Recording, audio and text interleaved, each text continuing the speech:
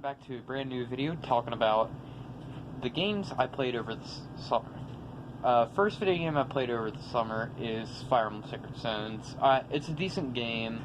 The story's kind of generic. No reinventing the wheel here, although it does have its dark moments.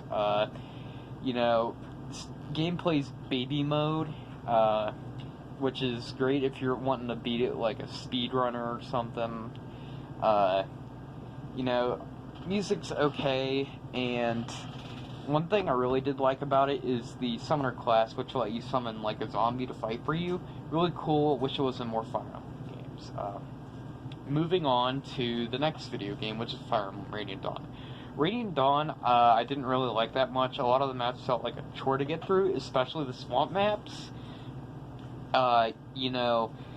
The story was decent, but lacked character development for the Dawn Brigade, especially since Micaiah was, one of the main characters in the game, which sucks, because, she needed that development, but she didn't really get it.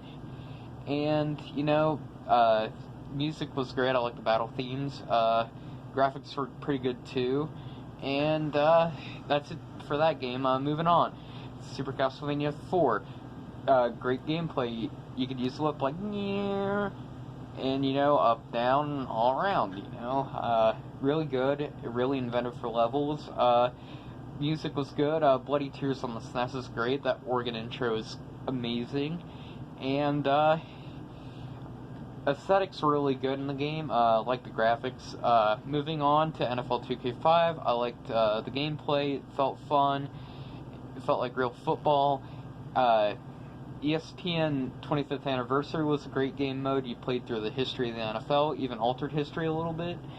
And first-person football is a good concept, but didn't really work out in execution. I'd like to see a VR game of it. Next is Hotline Miami. I like the story, even though it wasn't really there. It didn't really matter much. Gameplay was good.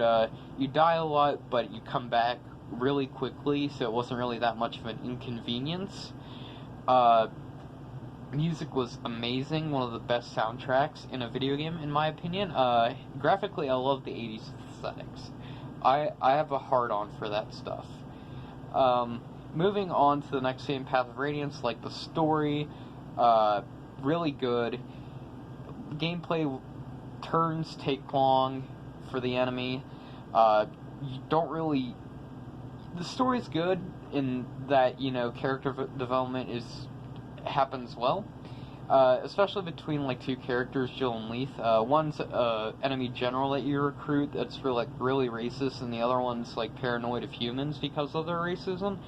And they kind of work on their problems a little bit in that support, and it's really good to see that, and I like it. Music was okay. Graphically, the game was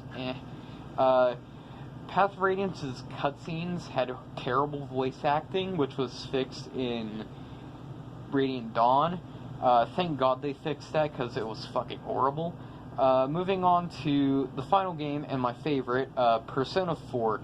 Persona 4 is probably one of my favorite games. I played Golden, and the themes were expressed pretty well, and something I could agree with, which, one of the big themes was, life sucks, but you gotta kind of, deal with it, and, you can make friends, and you can do that with the help of your friends.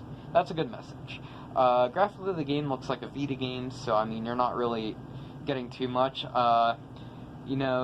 Story's lighthearted, but it'll drop into seriousness like a bad habit, and, that's pretty much it. Other than music is just banger after banger after banger. I'd put that up there with Super Castlevania 4 and Hotline Miami. Well, that was my video. I just reviewed all the games I played this summer in under 4.5 minutes. Thank you for watching, and see ya!